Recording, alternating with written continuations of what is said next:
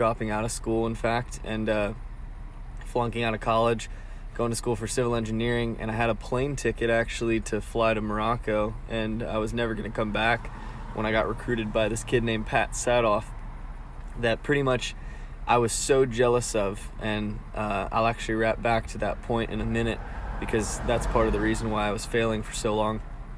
But anyways, needless to say, Pat somehow convinced me to do this freaking job, and I flew out to Texas, canceled my flight to Morocco, and started knocking on doors for 6 weeks and just bagling, not really getting into homes, everybody being mean to me. I got spit on. I had people chase me with bats, and I was pretty discouraged. I never really thought of quitting, just because, my dad had died not too long before then. But the last thing that he really said to me before he passed was, just don't ever be a quitter. And that's really, it just kind of rings in my head. He just always talked to me about how he quit sports and how his life would have been different and how he really would be alive still today. I thought about that every single day while I was on the doors, and people always asked me why you didn't quit. And I just thought about it. There's no option. I don't have the luxury of being able to quit. I wish I could have. And life would be a lot easier if I was able to quit in those instances.